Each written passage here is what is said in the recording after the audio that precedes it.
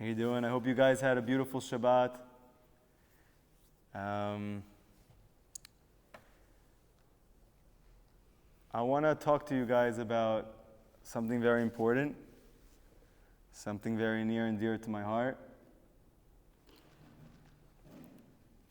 And I want to draw on this past week's Parsha, because it's a very powerful Parsha.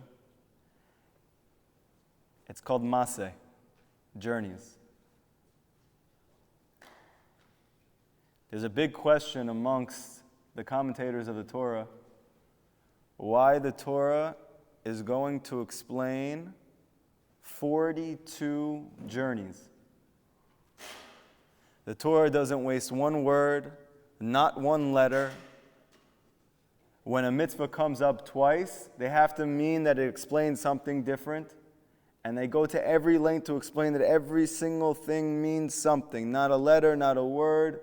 How do we know? Because in the Torah, if there's a letter scratched out, a letter missing, anything wrong at all, the entire Torah is pasul. So everything counts. This entire parsha in the beginning is detailing one journey after another journey after another journey, not saying anything about them. Went to this place, he went to this place, he went to this place. Why is there a whole Torah portion dealing with journeys? So I want to tell you something very important. Thank you. The Ramban, one of the most famous commentators in the Torah, he says it's to show you that despite 40 years of struggle, of difficulty, of confusion, of wandering in the desert, Hashem did not leave them the entire time. He was with them in every journey. How do we know that? Because it says that Moshe wrote it down al pi Hashem. So what does one of the commentators explain al pi Hashem means? It looks like it means that Moshe wrote it down because Hashem told him to. But this commentator explains, no, that the journey was al pi Hashem. Every one of the 42 journeys of the Jews in the desert was exactly what Hashem wanted. He was there the whole time. Whenever the Torah talks about the peh, the mouth, the Ramban explains that this is the Torah's way of explaining to you that when someone wants something to happen, it's through the mouth. That Hashem says and it was. Hashem says and it was. Why didn't He just think and it was? Why didn't He hear and it was? So the Ramban says that whenever it says that Hashem says, it's the Torah's way of explaining that when Hashem wants to bring something into reality, He says it. So these 42 journeys of the Jews were al pi Hashem, based on what Hashem wanted to happen. 42. He didn't leave them for one journey. And this is the reason why the Torah is going and listening. He went from Ramses to Sukkot. He went from Sukkot to here. He went from here to here 42 times. Why is the Torah talking about all of this? How many times in your life did you feel that Hashem was not with you? How many times in your life did you feel like you were on a journey and you were alone? Here comes the Torah to teach you there is not one journey in your life that you're alone. Chassidut, says a very deep secret. Everything that happens in the Torah didn't just happen in the past. It is a recurring reality. Whatever happened to the Jewish people in the desert happens to every single Jew in their lifetime. So what does Chassidut explain? Every single Jewish man and woman in their life goes through 42 journeys.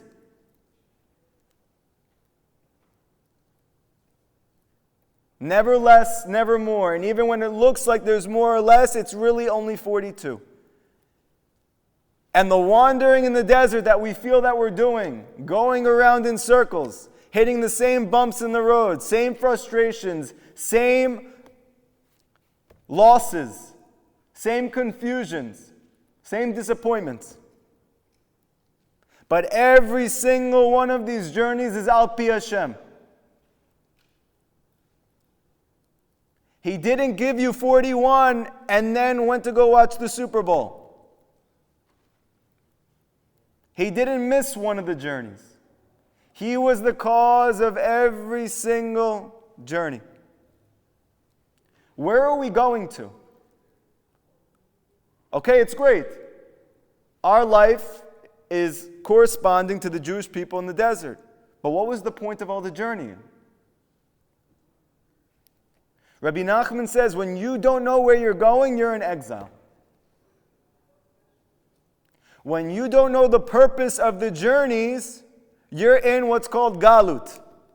What does galut mean? I don't know what's going on in my life. I don't understand what's happening in my life. Everything seems pointless, according to nature, a coincidence, and it's painful, and I don't know why. Where were they going? Eretz Yisrael, the land of Israel. The Gemara in Brachot says there are 3 things in the world which can only be acquired through suffering. And these are the 3 greatest things that have ever existed. One of them is Eretz Yisrael. One of the others is Olam Haba. The world that there's only good that is forever. It must be that there is a very direct relationship between the land of Israel and the world to come.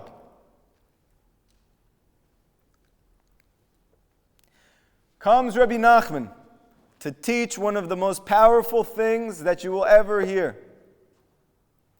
The land of Israel is a state of Umuna Shlema. A state of complete Emunah.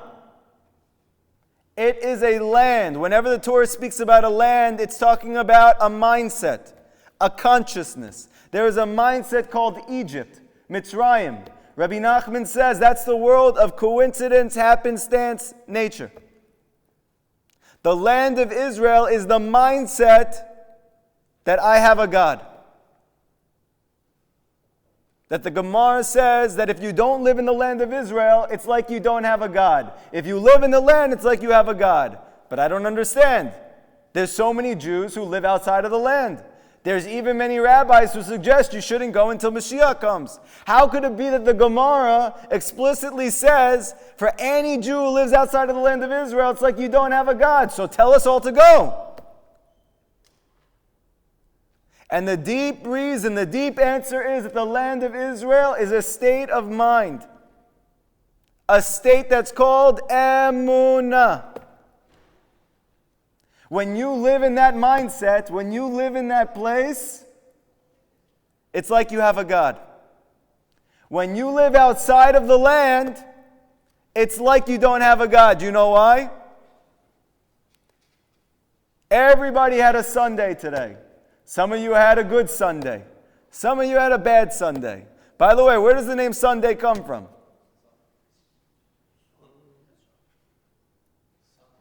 Good. Very good. By the way, it's scary to me. I've asked you guys a million questions that were so important, and you never had an answer. But I asked you where Sunday comes from, you all knew. That's very frightening.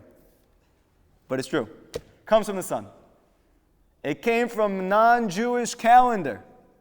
Monday comes from the moon. What is Sunday? Sun is always the same. Every day the sun comes, the sun goes. The sun comes, the sun goes. But when does our calendar go according to? The moon. Why?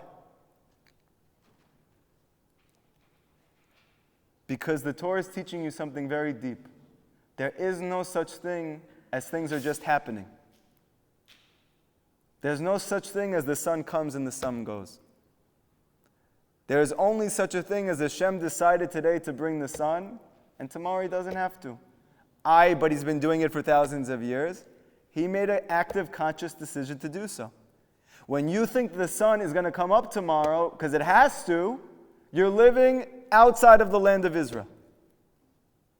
But when you understand that nothing has to be, You don't have to exist. You don't have to be sitting on a chair right now. We don't have to have air conditioning. You don't have to spend time with your family having shishlich. Am I saying it right? And ashpalov and bachsh. I'm probably not saying all these things right. I'm so sorry. I'm not racist. I'm just trying to, yeah. I love all these foods, by the way. I really do. I really think Bukharians are some of the best food I ever had.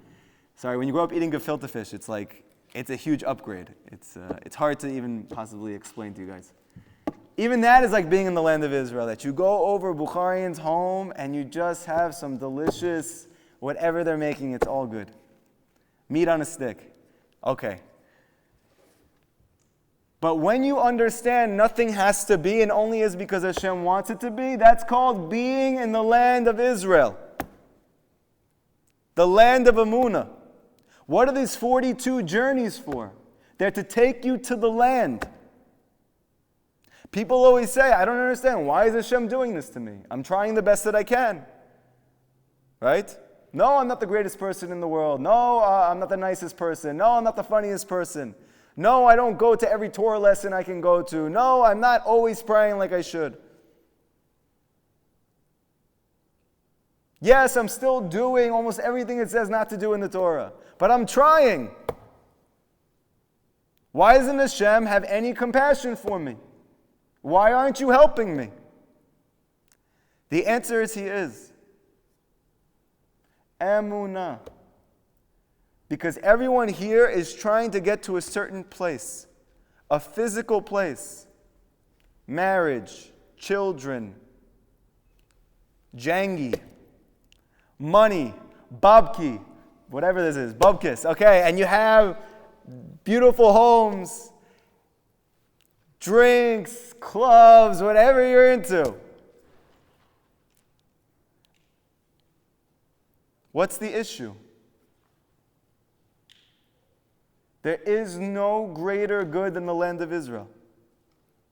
Hashem created the entire world so that you can live in the land. And you're asking Hashem all the time, help me, bring me to the good. I want to see the good. And we think He's not. We think He forgets about us. We think He's not listening to us. We think He may not even exist. And He's answering every one of your prayers, except He's not taking you to the place that you think that you want to go to. He's taking you to the place that you really want to go to. It's called Eretz Yisrael. It's called Emunah. You tell me, what is a better place to be in? The air conditioning, chas v'shalom, stops working here. I don't stop talking about Umuna the entire class. You're like, is David ever going to speak about anything else? I want to hear anything else. There's so many topics. David does not stop talking about Umuna. And he wears a funny hat, and he hasn't gotten a haircut recently, and you can go on and on and on about all the disappointments. Or you can know that everything is al pi Hashem. Everything is exactly how Hashem wants it to be. The AC's on, it's because Hashem wants it to be on. The AC's off, it's because He wants it to be off. You had a bad hair day, Hashem didn't want you to look so good today. You tripped and you fell, Hashem wanted to. Or you can live outside of the land. What does that look like? Oh my gosh, I'm an idiot. How did I do that? I went here. How did I do that? Why am I doing this? What happened to me? How did my life spiral out of control? How did I get here? Why am I in this class? I could have been having shishlich.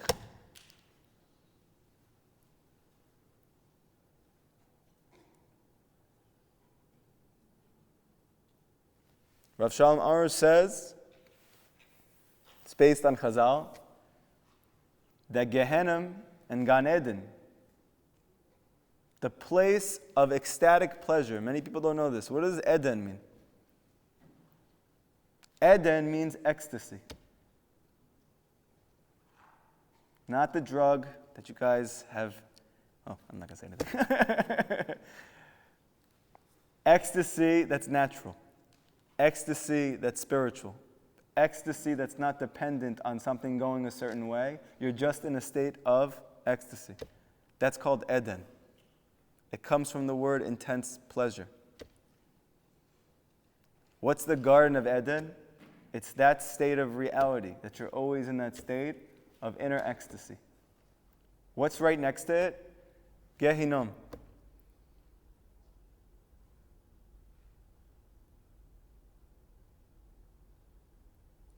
I just had a chiddush. I hope it's true. The word Gehenam is two words, Ge and Hinam. Ge in the Torah means a hill. Hinam means it just happened. If you want a free gift, it's Hinam, right? Just happens. Gratis. What's the difference between Gan Eden and Gehenam? One of these you think just happens. This just happened to me. Or Hashem made this happen. Rav Shalom Arush says, why are they right next to each other? Because there's only one thing that's standing in the way of these two places, and they're complete different experiences in your life. Emunah. A person who has Emunah, he's in Gan Eden, no matter what's going on in his life. A person who doesn't have Emunah, he doesn't have to wait for the next world. He experiences Gehenam right now. How do I know? Because I lived it. I was living in hell. And Rav Nachman was the first person to console me, not even by telling me it's going to get better, but by telling me that hell is not just for next. Hell is right now. What, you don't think your depression is hell? You don't think your drug addiction is hell? You don't think your low self-esteem is hell? You don't think your lack of being able to support your family is hell? You don't think the fact that you never fit in anywhere is hell? It's all hell. It's right now. How do I get to Gan Eden? How do I get to the garden of intense pleasure? Emunah. The land of Israel is the mindset of Umuna. And you need to go through 42 very difficult journeys to get there. Comes the Ramban to tell you, but know that Hashem is with you in every single one of those journeys. And every journey is Al Pi Hashem. Every journey is Al Pi Hashem. What's the beginning of you experiencing joy even through the journey? To know that you're going to the land of Israel. If you don't realize that Hashem is taking you to the land of Israel, to the place of Emunah, you will suffer tremendously in your life. But if you simply realize that everything in your life is bringing you to the land, is bringing you to Emunah, which is the ultimate good. David, what are you talking about? You tell me what's better. If I had a lot of money or I had no money, you're going to say a lot of money is better. You can't say otherwise. But I'll tell you something. It's much better to feel like you have a lot of money always, regardless if you have a lot or you don't. Because you know why? Then you're free. Can you imagine you lived your whole life to make a lot of money because you think that's going to make you happy? What if you could just be happy? You're living your whole life so that you can go make somebody else happy, so that you can go make somebody else feel that you are a certain way, just trying to prove it over and over and over and over and over again. Your parents, your friends, your sisters, your brothers, your society. Why? Because you think it's going to make you happy. What if you could just be happy? I don't know. When I went to Eretz Yisrael and I met my wife and they lived in a little tiny apartment and they're living from month to month,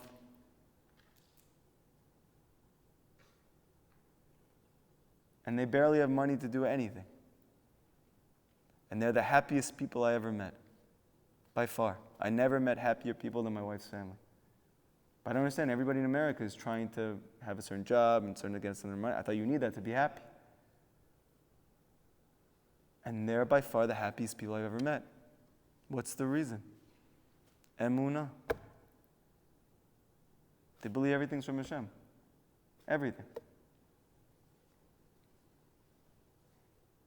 You think Hashem made it in your life that you need a certain something to be happy, and if no other way Hashem does waiting for you to be happy, doesn't want you to be happy? Does that make sense?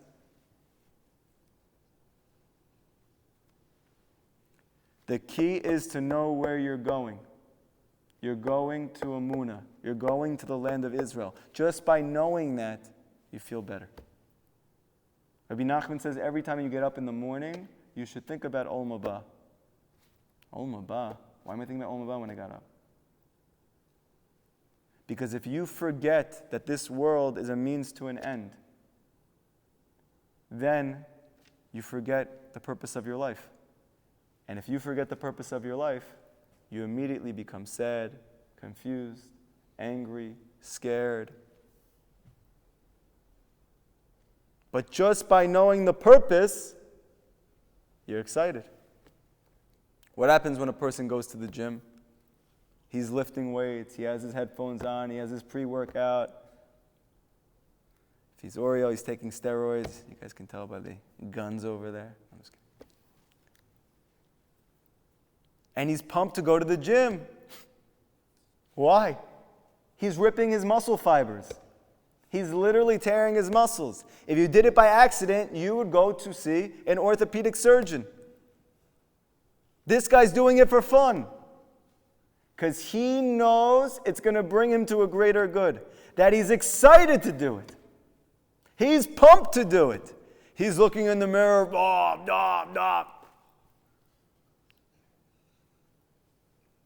Why? Because he knows that this is a means to an end. But what would happen if I told you, hey, you want to go to the banya? You want to come with me to the banya? We're going to sweat everything out. It's going to be great. We're going to hang out. We're going to have meat sticks and whatever else you guys are doing over there. You know, you don't do that over there? Okay. It's going to be great. And what happens? You go in the banya and all of a sudden everybody's working out. It's like, here you go, here's a weight. And you start like, oh my gosh, this hurts. This isn't fun. What are you talking about? This is great. All of a sudden he puts a heavier weight on you. Oh my gosh, I think I'm dying. And then he tells you, oh, I'm so sorry, it's not a banya, it's a gym. It's just called banya, that's the name of the gym. What's the difference? The whole difference is one person knows why he's there, the other person doesn't know why he's there. By not knowing why you're there, you suffer the worst suffering. As long as you know why you're there, you can be pumped, you can be excited, you can look forward to every moment with life force, with joy. It says a tzaddik lives be'emunah, with his emunah. So what do we usually learn that as? A tzaddik has emunah. Rabbi Nachman says, pay attention to lives. He lives through his emunah. Where does his life force come from? It comes from emunah. Without the emunah, he has no life force. The tzaddik doesn't have difficulties, he doesn't fall, he doesn't have issues. He has issues every day of his life. But he lives be'emunah. He experiences it with joy, with happiness, with peace, with life force. Not because he has a certain amount of money, not because he looks a certain way, not because he accomplished a certain thing, but because of one reason only. He lives in the land of Israel every moment of his life. That it's like he has a God.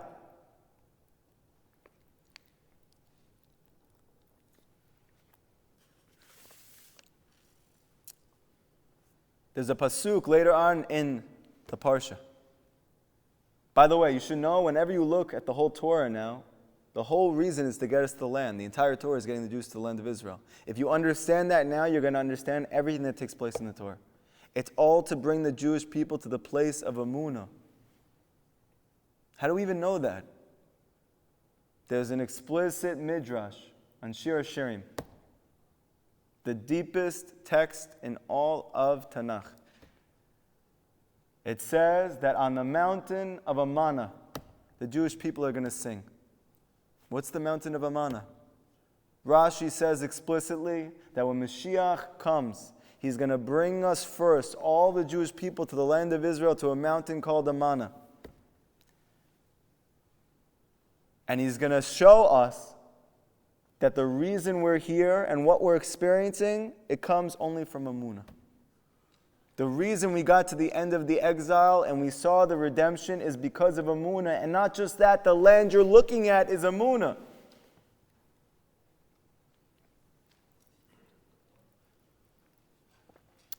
Now we know that there's 7 nations in the land of Israel. According to Chassidut, they explain that this is keneged the 7 attributes of your soul. Your love, your fear, your truth, your confidence, your gratitude, your faithfulness, your simple faith. These 7 Canaanite nations are representing the barriers to you experiencing Umuna. And for the Jews to be in the land, we had to expel every single one of the nations. There could not be one left, or we could not inhabit the land. Why? Because to have Emunah, you need to break every barrier. You need to burst through every difficulty. You need to overcome and be resilient in the face of every challenge.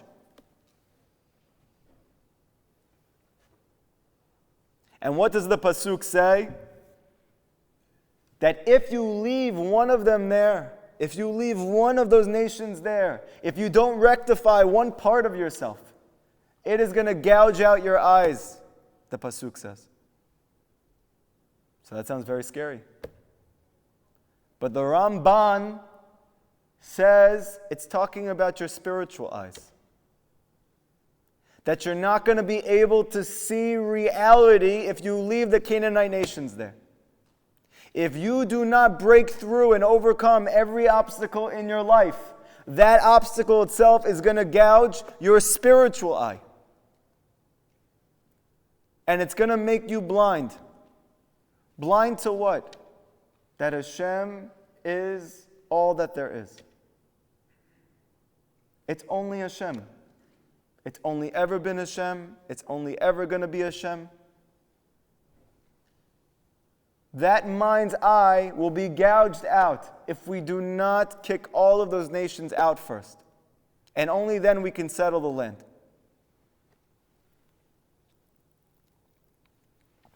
I want to teach you something inside in the Likutei Moharan.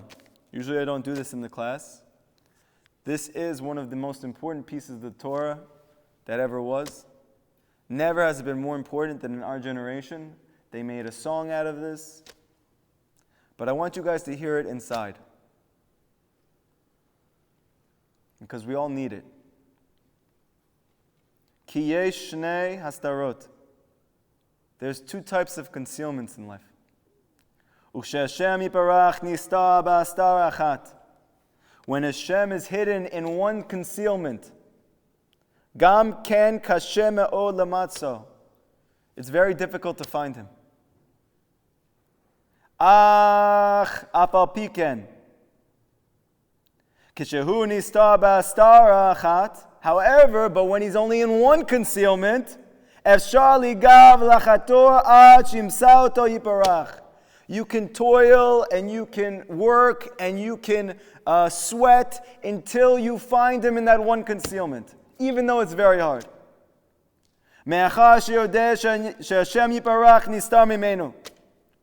Since he is aware that Hashem is hidden from him.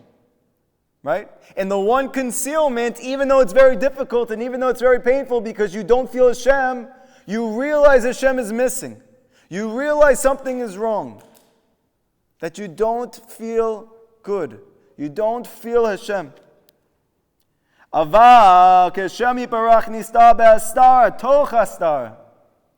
However, when Hashem hides Himself in a concealment within a concealment, Daenu, meaning Da'astar ba'atzma nisteret mimenu, the concealment itself is concealed from Him.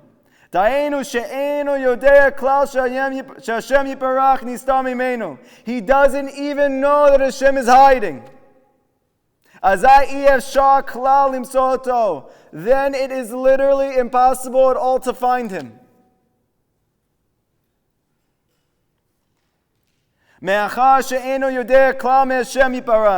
Since he's not even aware that Hashem is hidden. So what are the two concealments?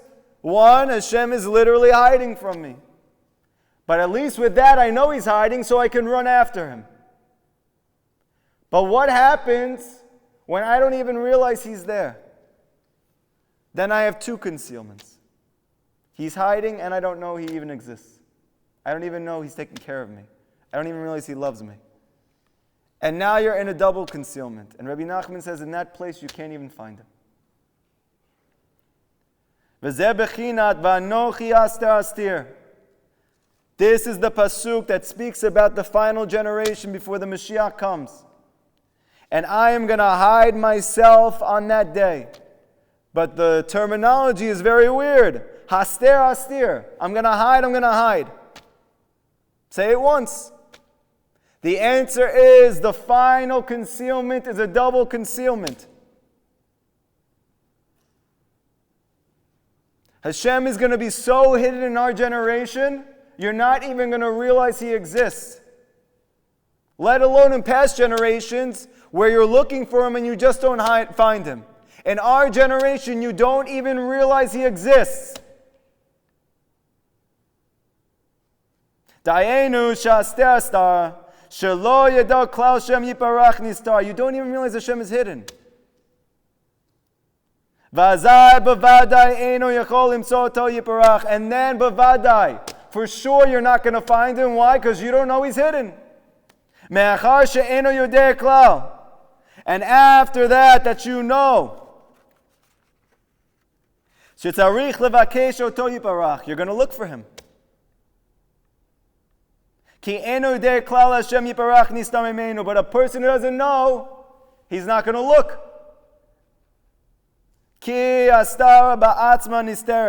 Because the concealment itself is concealed from him.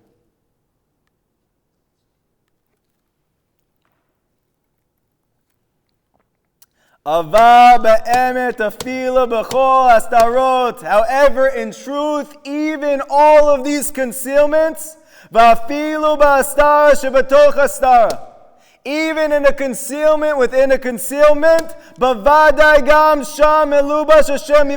Hashem is there.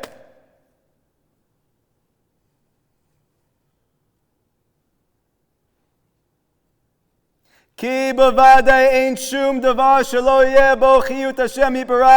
of course there is no such thing as something taking place and Hashem is not the one who's causing it to happen.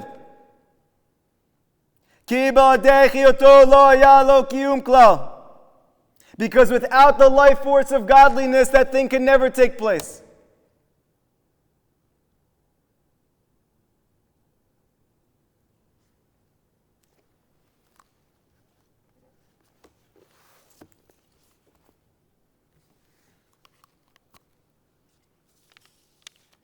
What's the key to living in the land of Umuna?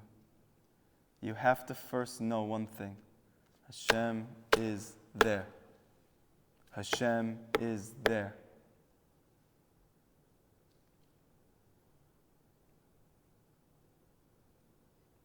But I was raped, chas v'shalom.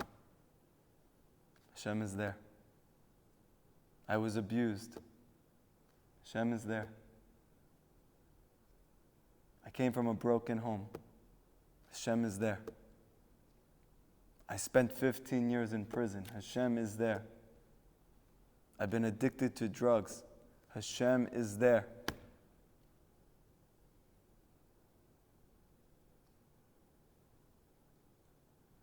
No matter what, Hashem is there. That word Hester is the root of the word Esther. It's taught in Chassidut that the final generation is Keneged the story of Purim. And Esther, who is the hero of the whole story, her name means Hashem is concealed from me.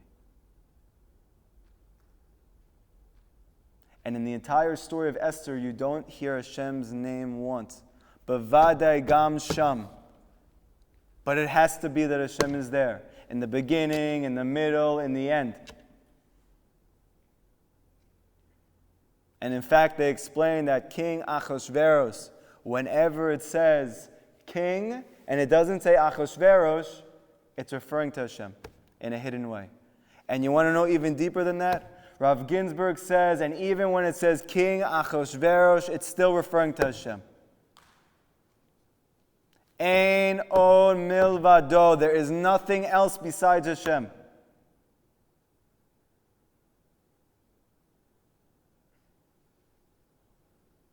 How do I'm going to speak to Hashem for an hour? What is there to talk about? If you know that everything in your life is Hashem, what is there not to talk about? Also Hashem.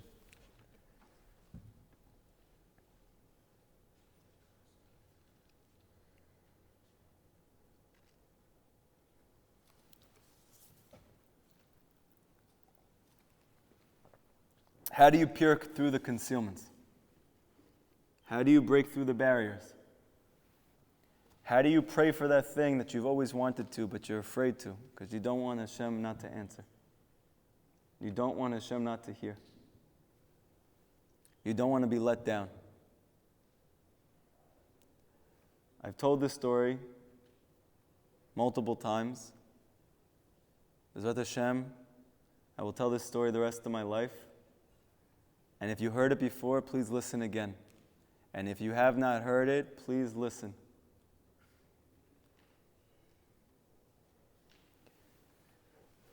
When I was becoming Bali Tshuva,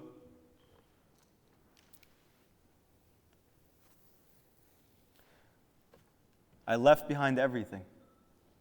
My job, my friends, my family.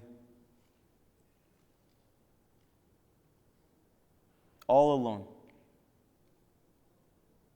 Why? Because of some little tiny hope somewhere that possibly maybe there could be that Hashem really exists.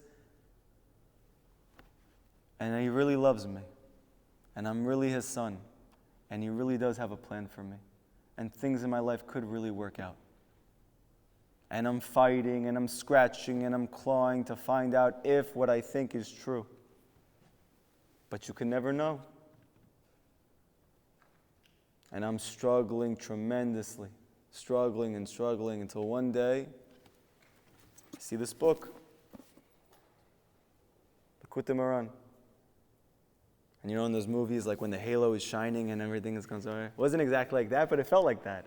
I went over, I don't know what it was about the book. A lot of people have stories like this, by the way. Something was pulling me towards the book. I opened the book. I couldn't believe what I was reading. I felt like somebody for the first time in my life was talking to me. And not just talking, the deepest truth that ever was. That He knew my pain, that He knew my experience, that He'd been there.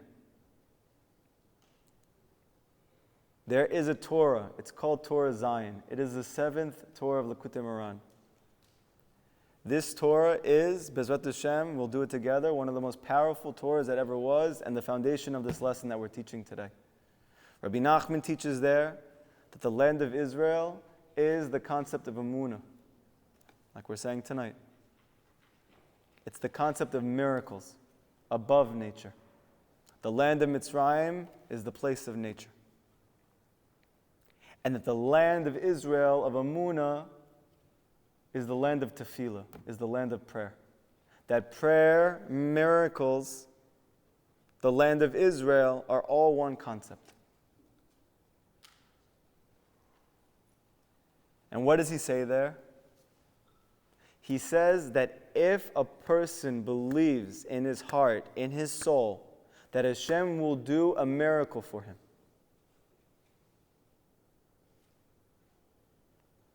and he doesn't give up on that prayer, he doesn't move from that prayer, he pushes it and pushes it and pushes it. until he pushes through the concealments that Hashem is not really there, or that Hashem is not really listening, or that Hashem might not answer. And if he pushes it all the way, Hashem will perform an open miracle for him. And this is called being in